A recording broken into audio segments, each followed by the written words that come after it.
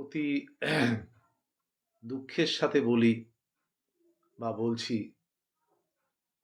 এই আরজিকর হসপিটালের যে চিকিৎসক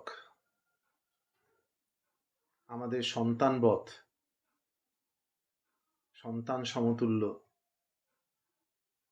তার এরকম নৃশংস মৃত্যু আমাদের কাঁদিয়েছে। সত্যিই বলছি যে আমাদের মন একদম এতটাই ব্যথিত যে আমার ওই সম্বন্ধে বা ওর সম্বন্ধে কিছু বলার মতো পরিস্থিতি আমার নেই। তবুও আমি আপনাদের বললাম কেন, এ কদিন বলা হয়নি বা বলিনি, আর নিজেকে আর রাখতে পারলাম না, তাই আমি প্রোগ্রামে আজকে বললাম। আর আমি সরকারের কাছে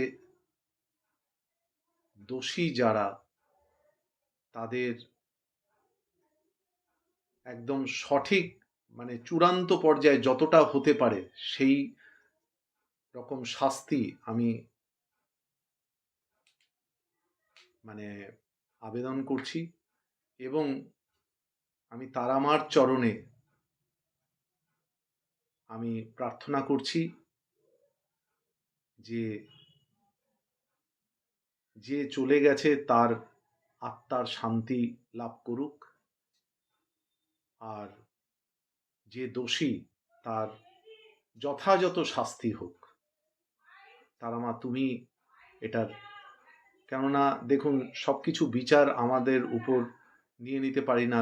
দেবদেবী বা ঠাকুর, সুপ্রিম পাওয়ার, তার উপরেও কিছু ন্যস্ত করতে হয়, তিনি কিন্তু ব্যবস্থা করেন সমস্ত।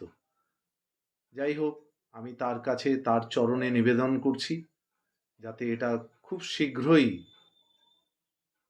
কারা দোষী তাদের নাম বেরিয়ে আসে এবং তারা যথাযথ শাস্তি পায়।